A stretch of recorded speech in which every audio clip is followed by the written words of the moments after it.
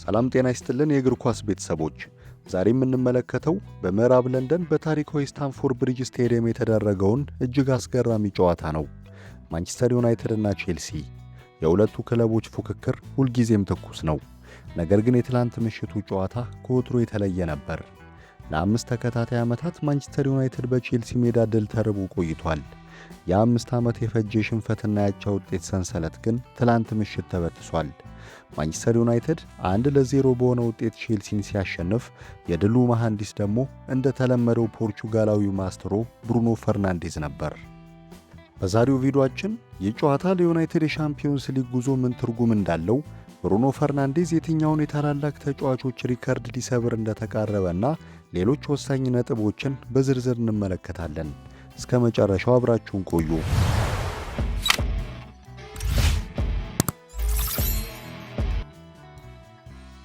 ማንቸስተር ዩናይትድ ስታንፎርድ ብሪጅ ላይ በሊግ ጨዋታ የመጨረሻውን ድል ያስመዘገበው ከዛሬ 5 ዓመት በፊት ነበር። ከዚያ በኋላ በነበሩት ግንኙነቶች ዩናይትድ በለንደን ምድር ነጥብ እየጣለ ሲመለስ ደጋፊዎቹ መቼ ነው በስታንፎርድ ብሪጅ የምናሸንፈው ብለው ሲጠይቁ ከርመዋል። ይህ ድል ለማይክል ካሪክ ቡድን ትልቅ የሥነ ልቦና የበላይነት ሰጥቷል። ቼልሲ ምንም እንኳን በሜዳውና በደጋፊው ፊት ጠንካራ ተፎካካሪ ሆኖ ቢቀርብም ዩናይትድ የአሸናፊነት ወኔው ግን ሊበገሩት የማይችሉት ሆኖ አምሽቷል። ይህ ውጤት ዩናይትድ ከሜዳ ውጭ ባሉ ትላልቅ ጨዋታዎች ላይ ያሳየውን ድክመት እያሻሻለ መሆኑን ያሳየበት ትልቅ ማረጋገጫ ነው። ወደ ጨዋታው ዋናው ሰው እንለፍ። ብሩኖ ፈርናንዴዝ። ትላንት ምሽት የታየው ብሩኖ ድንቅ ነበር። ለወሳኙ የድል ግብ አመቻችቶ ያቀበለው ኳስ በዚህ የውድድር ዘመን 18ኛው አሲስት ሆኖ ተመዝግቦለታል። ይህ ቁጥር ምን ያህል ትልቅ እንደሆነ ታውቃላችሁ? አሁን ብሩኖ በፕሪሚየር ሊግ በአንድ የውድድር ዘመን ከፍተኛውን የጎል ኳስ የማመቻቸት ሪከርድ ለመስበር የቀረው 2 አሲስት ብቻ ነው። ይህ ሪከርድ በአሁኑ ሰዓት በታሪካዊው ቴሪ ሄንሪ እና በቤልጅየማዊው ኬቪን ደብሪዮን እጅ ይገኛል። እነዚህ ተጫዋቾች በእኩል ደረጃ 20 አሲስቶች አሏቸው። ብሩኖ በቀጣይ ጨዋታዎች ይህንን ሪከርድ ካሻሻለ በፕሪሚየር ሊግ ታሪክ ስሙ በወርቅ ቀለም ከሚጻፉ ታላላቅ አማካዮች ተርታ ቀዳሚው ይሆናል። ኳስን የማየት ችሎታው፣ ሰንጣቂ ቅብብሎቹና ቡድኑን የመምራት ብቃቱ ትላንትም በስታንፎርድ ብሪጅ በጉልህ ታይቷል።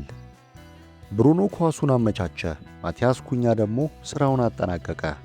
ኩኛ ወደ ዩናይትድ ከመጣ ጀምሮ እያሳየ ያለው ብቃት እጅግ አስደሳች ነው።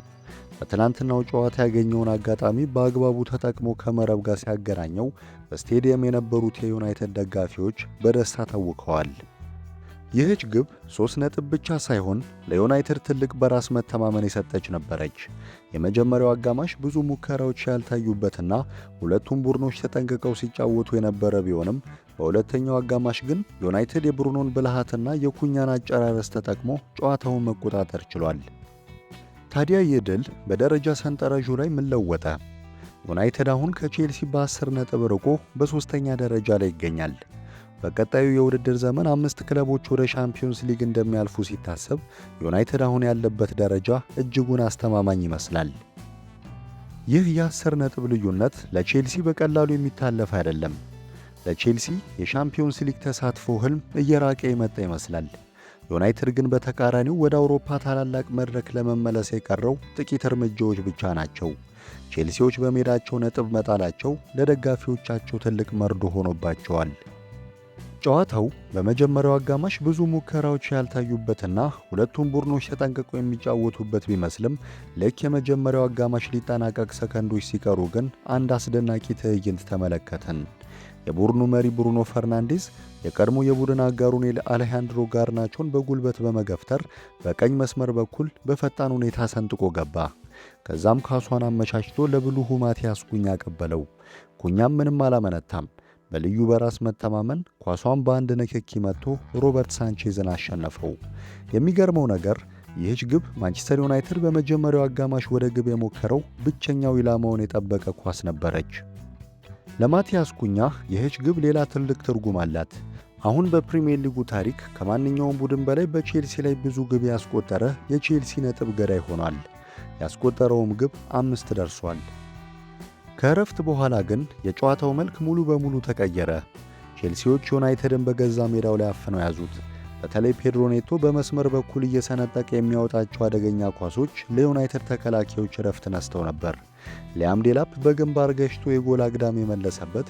ከዛም ከጥቂት ደቂቃዎች በኋላ ኑሰር ማዝራዊ የኔቶን ኳስ ለማውጣት ሲሞክር በራሱ ግብ አግዳሚ ላይ የመታበት ወቅት ቼልሲዎች ለግብ ምን ያክል ተቃርቦ እንደነበር ያሳያል። ቁጥሮቹን ስንመለከት የቼልሲን ፍጹም የበላይነት በግልጽ እንረዳለን። በሁለተኛው አጋማሽ ብቻ ቼልሲ 15 ሙከራዎችን ሲያደርግ ዩናይትድ ግን 2 ሙከራዎችን ብቻ ነበር ያደረገው።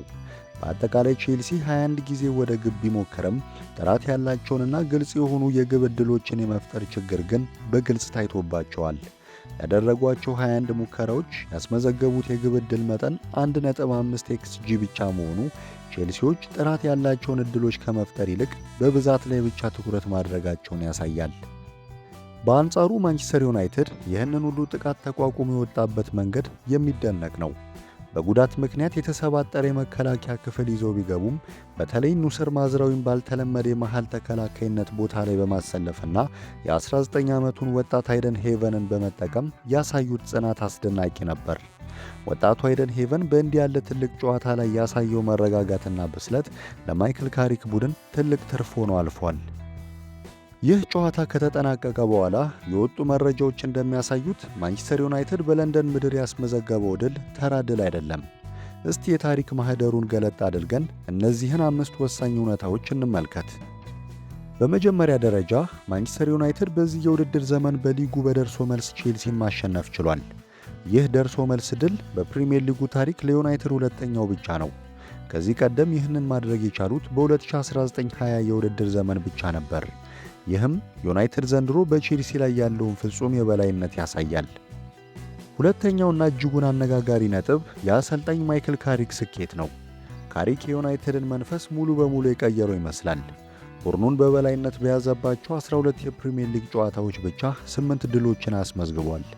የሚገርመው ነገር ዩናይትድ እነዚህን 8 ድሎች ለማስመዝገብ ከካሪክ መምጣት በፊት 21 ጨዋታዎች መፍጀት ነበረበት። ይህ የሚያሳየው የካሪክ አመራር ቡድኑን ምን ያክል ውጤታማና አሸናፊ እንዳደረገው ነው። በአንጻሩ ለቼልሲ ነገሮች ከድጡ ወደ ማጡ እየሆኑበት ነው። ስታንፎርድ ብሪጅ በአንድ ወቅት የቼልሲ የማይደፈር ምሽግ ነበረች። ዛሬ ግን ተጋጣሚ ቡድኖች በቀላሉ ነጥብ ይዞ የሚወጡበት ሜዳ ሆኗል። ቼልሲ ዘንድሮ በሜዳው የደረሰበት 6ኛው ሽንፈት ሲሆን የመጨረሻዎቹን 3 ተከታታይ የሜዳውን ጨዋታዎች ተሸንፏል። እንደውም ከዛሬ 30 ዓመት በፊት ማለትም በ1994 ካጋጠማቸው 7 የሜዳ ሽንፈት በኋላ በታሪካቸው እንዲህ ያለ መጥፎ የቤት ውስጥ ሪከርድ አስመዝግበው አያውቁም። በመጨረሻም ስለ ብሩኖ ፈርናንዴዝ ድንቅ ብቃት ማንሳት አለብን። ብሩኖ በዚህ የውድድር ዘመን ካደረጋቸው 18 አሲስቶች መካከል 10ሩን ያስመዘገበው ከሜዳው ውጪ ነው። ይህ ስኬት ብሩኖን በፕሪሚየር ሊግ ታሪክ በአንድ የውድድር ዘመን ከሜዳው ውጪ 10 እና ከዛ በላይ አሲስት ካደረጉ 4 ታላላቅ ተጫዋቾች ተርታ እንዲሰለፍ አድርጎታል። ከዚህ ቀደም ይህንን ማድረግ የቻሉት እነ ሙዚ ኤዚት በ2003 እነ ሴስክ ፋብሬጋዝ በ2014 እና መሐመድ ሳላህ ብቻ ነበሩ። ታዲያ እነዚህ ቁጥሮች የሚያሳዩት አንድ እውነት አለ። ማንቸስተር ዩናይትድ በማይክል ካሪክ እና በብሩኖ ፈርናንዴዝ መሪነት ወደ ቀድሞ ታላቅነቱ እየተመለሰ ሲሆን፣ ቼልሲ ግን በገዛ ሜዳው የታሪክ ዝቅተኛ ደረጃ ላይ ይገኛል። ስለተከታተላችሁን እናመሰግናለን።